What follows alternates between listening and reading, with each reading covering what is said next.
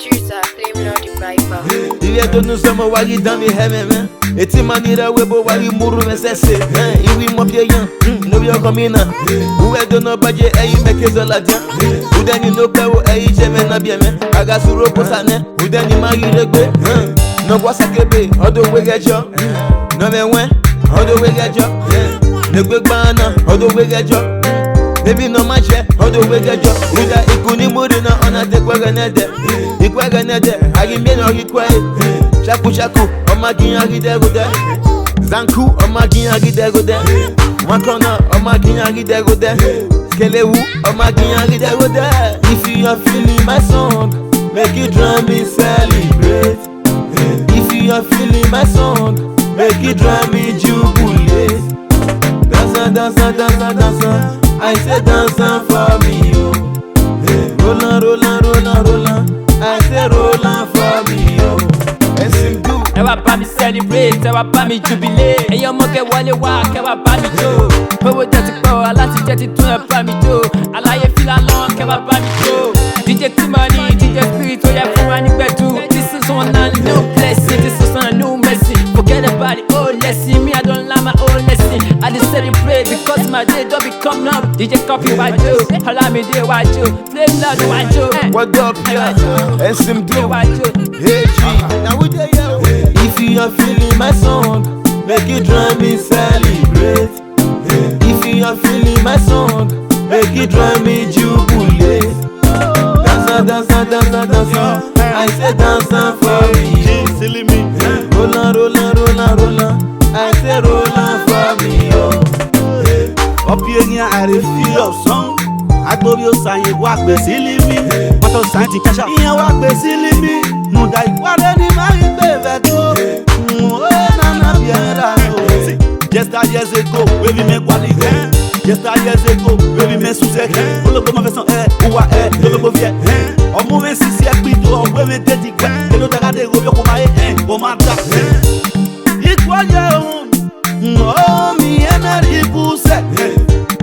Equal your email. Amen. I go, man. I got you my back. I go your sound, I saw it by. Up here, we are called a very sweat. If you are feeling my song, make it drum me celebrate. If you are feeling my song, make it drum me jubilate.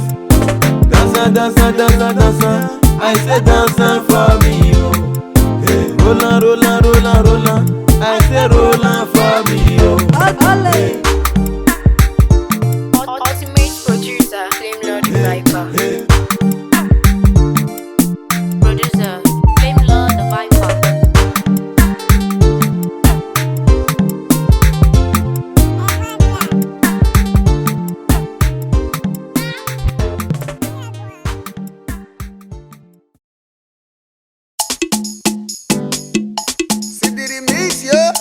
For more get a guasa. Who say we not go make am this year? Na lie talk oh.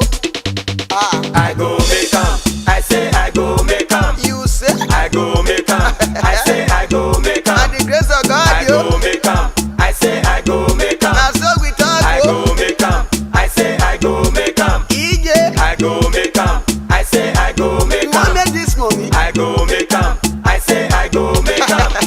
Igo, wawe rame o. Wawe gene o, no mana seti bo wa yeto. Igo me ude de gade. O me go ma po ma mi ga gi me nuta. Ruta me go ayo go pa yo po me de. Opo ni ate de ije na mo be gari we po. Ije o, ije me o. Ije o, ije me.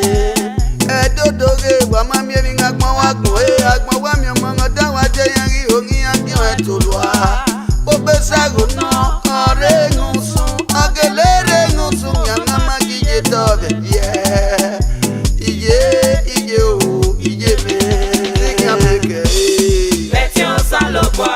iwe ti yan wa be mi o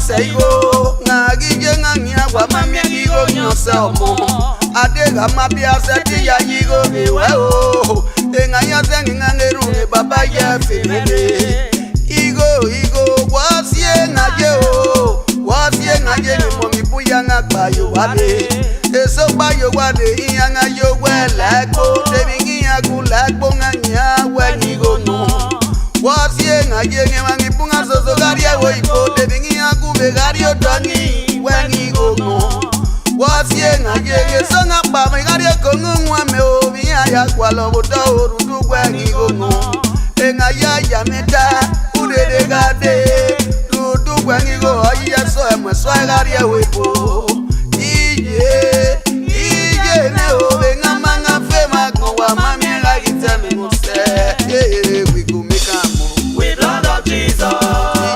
we go make am With blood of Jesus. Oga soja we go make am With blood of Jesus. we no go suffer at all With blood of Jesus. we no go tears at all With blood of Jesus. we no go suffer at all With blood of Jesus. Betio salopwa. Betio salopwa. Tanigo mae so gbogbo gisi gbagbo o ti gbagbo o salopwa ogawe figwa be yoto o be ganga beru baba la wowo ke ami agene ngoma o se baba ngunga ya fe we le pawo kan kimi ameyeje o e fe ime iro bugbe dede je wa yede ni awi o bono ma ngene me o danga ma fe o mami ga gbon bi o ma gbe igbe ti kan beke Betio salopwa. tika wa bi mi o Betio salopwa. baba tu ga meke o Betio gbe no salopwa. ko ni tu ya meke Betio lo salopwa. wa tu ki u ya meke o Betio salopwa. Betio salopwa. Betio salopwa. Betio salopwa. Betio salopwa. Thank you very much. Betio salopwa. Jump scene, Dick son of man and his block of Dick Swan. Let's go, he got me a yagi no man. I can't go feet with ya, no saka in no de o. If you know Sawa Malaria, I can't go feel with ya. Waiting go be, no one can change our destiny. If you know Sawa Malaria, I can't go feel with ya. La brother, oh, que nous gagne soit yéme à con. La sister, garule ou gile. La brother, oh, que nous gagne soit yéme à con. La sister, garule ou gile. Agi mi ma wa con que no sabe ma wa moe. O ma bagiro, no sabe ma wa o gile. Adege fama no, gari fiao. Adege figo wano, gari so brother o. Adege weboje, dege pena esa wapa. La wo wasime, we wasi kwego saga wawe o. Agi mi ama bakmonge no same ma we moe. O sawe makmon ya serio, anagele fuyo koma. Ede no ma egbe, ebun seye no egbe.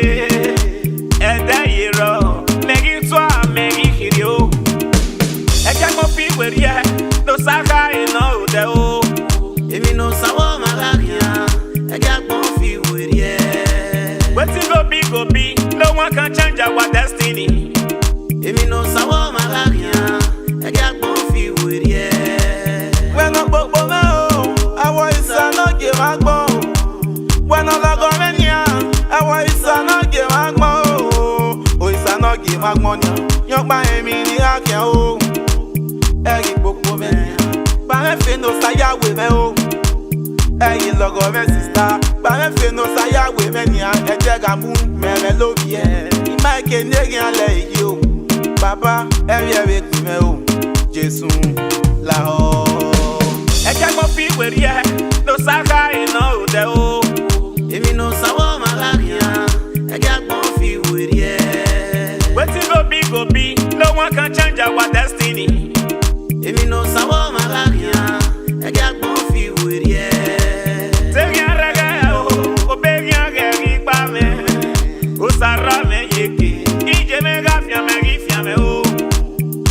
when he met Wubako, you can't move away.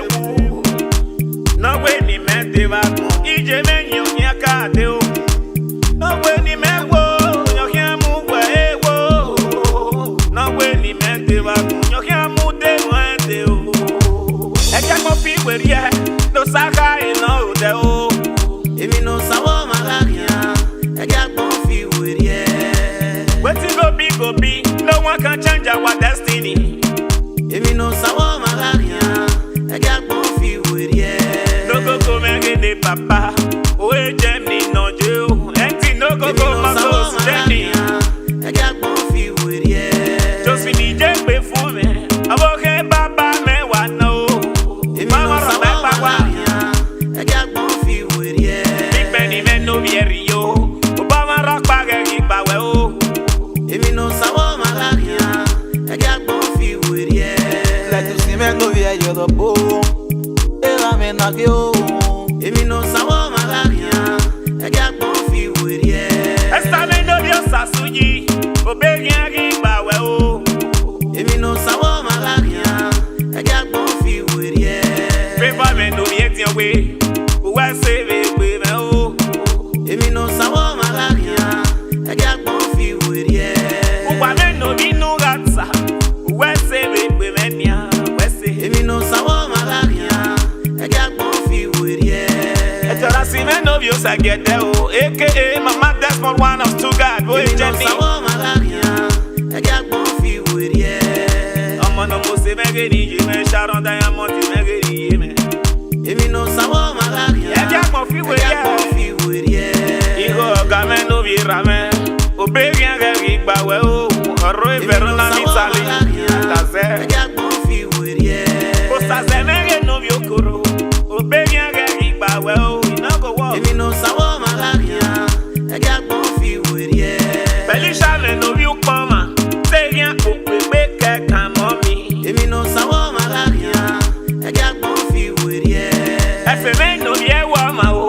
Ijo Sako come on me. What's If it? you know Sawa Malaria, I can't go feel with ya.